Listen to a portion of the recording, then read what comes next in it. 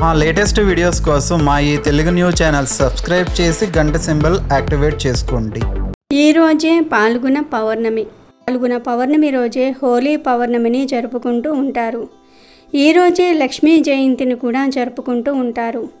ఈ రోజే లక్ష్మీదేవి పాలసముద్రం నుండి జన్మించిందని నమ్ముతూ ఉంటారు.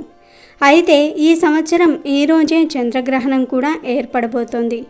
ఈ చంద్రగ్రహణం మన భారతదేశ కాలమానం ప్రకారం పగటిపూట ఏర్పడబోతోంది. పగటిపూట మనకు చంద్రుడు కనిపిస్తాడా? కనిపించడు.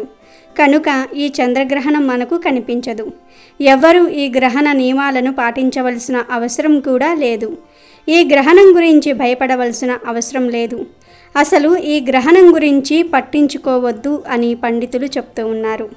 ఇలా పాల్గొన పౌర్ణమి రోజున చంద్రగ్రహణం కలిసి రావటం చాలా అరుదుగా జరుగుతుంది. ఇలా 100 సంవత్సరాల క్రితం జరిగిందని, మళ్ళీ ఇప్పుడు జరిగిందని జ్యోతిష్యులు చెప్తూ ఉన్నారు.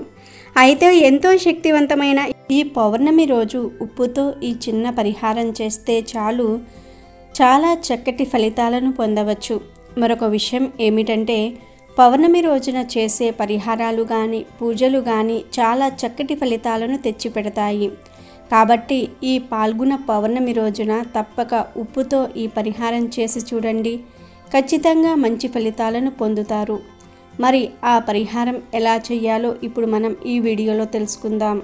ఫ్రెండ్స్, ఫస్ట్ అయితే ఈ వీడియోకి ఒక లైక్ కొట్టి మా ఛానల్ని సబ్స్క్రైబ్ చేసుకోవటం మర్చిపోవద్దు. ఇంతటి అద్భుతమైన పౌర్ణమి రోజు ఉప్పుతో ఈ చిన్న పని చేస్తే మీ దశ మారిపోతుంది అంటున్నారు పండితులు. పౌర్ణమి రోజు తప్పక లక్ష్మీదేవిని పూజించండి. ఈరోజు ఎవరైతే ఎర్రని పూలతో లక్ష్మీదేవిని పూజిస్తారో వారికి అద్భుతమైన యోగాలను అమ్మవారు కలగజేస్తారు. వీటితో పాటు ఉప్పుతో ఇప్పుడు మనం చెప్పుకోబోయే ఒక పరిహారం చేస్తే ఇంట్లోని నెగిటివ్ ఎనర్జీ అంతా పోయి పాజిటివ్ ఎనర్జీ అనేది పెరుగుతుంది. అందులోనూ ఉప్పు అనేది లక్ష్మీదేవికి ఎంతో ప్రీతిపాత్రమైన పదార్థం. ఎందుకంటే లక్ష్మీదేవి సముద్రం నుండి ఉద్భవించింది. సముద్రం నుండి వచ్చిన లక్ష్మీదేవికి మరియు ఉప్పుకు అవినాభావ సంబంధాలు ఉన్నాయి. కాబట్టి ఉప్పుతో చేసే ప్రతి పరిహారానికి కూడా చాలా చక్కటి శక్తిని మరియు ఫలితాలను రెండింతలుగా లక్ష్మీదేవి ప్రసాదిస్తుంది. మరి పాల్గొన పౌర్ణమి రోజు అసలు ఉప్పుతో ఏం చెయ్యాలో ఇప్పుడు మనం తెలుసుకుందాం. ఈ పౌర్ణమి రోజు ఉదయాన్నే నిద్రలేచి తలారా స్నానం చేయండి. ఆ తర్వాత మీ ఇంట్లో ఉన్న గల్లులుప్పును తీసుకోండి. అయితే ఇంట్లో వాడే ఉప్పును ఈ పరిహారానికి వాడకూడదు. ఈ పరిహారం కోసం సపరేటుగా అప్పటికప్పుడు ఉప్పును కొని తెచ్చుకోండి. వంటింట్లో వాడే ఉప్పును మాత్రం ఈ పరిహారానికి వాడవద్దు. సపరేట్గా అప్పటికప్పుడు ఉప్పును కొని తెచ్చుకొని కాగితాలు తీసుకోండి. మీ ఇంట్లో ఎన్ని గదులు ఉంటే అన్ని కాగితాలు తీసుకోండి. ఆ తరువాత ప్రతి కాగితంలో ఒక గుప్పెడు ఉప్పును పొయ్యండి. ప్రతి కాగితాన్ని ఒక పొట్లంలాగా కట్టండి. ప్రతి కాగితంలో ఉప్పును పోసి ఒక 2 రూపాయల బిళ్ళను లేదా 1 రూపాయి బిళ్ళను ఆ పొట్లంలో వేసి మూట కట్టండి. ఇప్పుడు ప్రతి గదిలోనూ కూడా ఒక్కొక్క పొట్లం ఉప్పును ఒక మూలన పెట్టి వదిలివేయండి. పౌర్ణమి రోజు చీకటి పడిన తరువాత ఈ పరిహారం చేయండి. ఉప్పు పొట్లాలు రాత్రంతా కూడా అలాగే ఉండాలి. మరునాడు ఉదయం నిద్రలేచి స్నానం చేయకముందే ఈ ఉప్పు పొట్లాన్ని తీసేసి పారే నీటిలో పడవేయండి. రూపాయితో సహా పడవేయండి. పారే నీరు దగ్గరలో లేకపోతే షింకులో వేసి కరిగించేయండి. షింకులో వేసి కరిగించేటప్పుడు దానిలో ఉన్న రూపాయి బిళ్ళ లేదా 2 రూపాయల బిళ్ళను ఎవరైనా పేదవారికి యాచకులకు దానం చేయండి. లేదు అంటే గుడికి వెళ్ళినప్పుడు గుడిలో హుండీలో వేసేయండి. అంటే పాల్గొన పౌర్ణమి రాత్రంతా ఉప్పు పొట్లాన్ని నిద్ర చేయించి మరునాడు ఉదయమే ఉప్పు పొట్లాలన్నిటినీ కూడా తీసి షింకులో ఉప్పును కరిగించేయండి. ఆ రూపాయి బిళ్ళను హుండీలో లేదా ఎవరైనా యాచకులకు దానం చేసేయండి. లేదంటే పారే నీటిలో అయినా సరే పడవేయండి. ఇలా చేస్తే ఇంట్లోని దోషాలన్నీ కూడా పోతాయి. పాల్గొన పౌర్ణమి రోజు ఎవరైతే ఈ పరిహారం చేస్తారో వారి ఇంట్లోని ఆర్థిక స్థితిగతులు మారిపోతాయి. లక్ష్మీదేవి తాండవం చేస్తుంది. కనుక ప్రతి ఒక్కరూ కూడా పాల్గొన పౌర్ణమి రోజు ఉప్పుతో ఈ చిన్నపాటి పరిహారం చేసి లక్ష్మిని ఆకర్షించండి. లక్ష్మీదేవి అనుగ్రహాన్ని పొందండి. ఈ పౌర్ణమి రోజు ఇల్లంతా కూడా శుభ్రంగా ఉంచుకోండి. మంచి సువాసనలు వెదజల్లేలాగా ఉంచుకుంటే లక్ష్మీదేవి ఆకర్షితురాలై మీ ఇంట్లో అడుగు పెడుతుంది.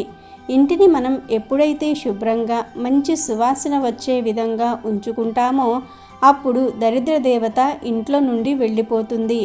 అప్పుడే లక్ష్మీదేవి కూడా ఇంట్లో అడుగు పెడుతుంది. కాబట్టి పౌర్ణమి రోజు ఇంటిని పరిశుభ్రంగా మంచి సువాసన వచ్చే విధంగా సింహద్వారాన్ని పూలతో అలంకరించి సింహద్వారం దగ్గర 2 వైపులా కూడా పద్మ ముగ్గులను వేసి దీపాలను వెలిగించినట్లయితే లక్ష్మీదేవికి స్వాగతం పలికినట్లు అవుతుంది.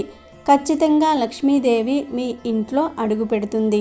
మరి విన్నారుగా, మీరు కూడా పౌర్ణమి రోజు ఇప్పుడు మనం చెప్పుకున్న ఈ చిన్న చిన్న పరిహారాలను పాటించి మంచి శుభ ఫలితాలను పొందండి. చంద్రగ్రహణంతో కలిసి వస్తున్న ఈ హోలీ పౌర్ణమి చాలా శక్తివంతమైనది.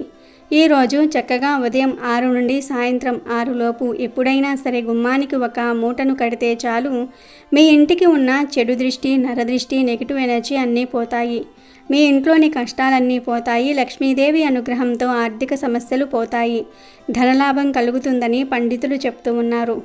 మరి ఏం కట్టాలంటే ఏమీ లేదు. ముందు ఒక ఎర్రటి వస్త్రాన్ని తీసుకోండి. చిన్న వస్త్రం ముక్క అయితే సరిపోతుంది.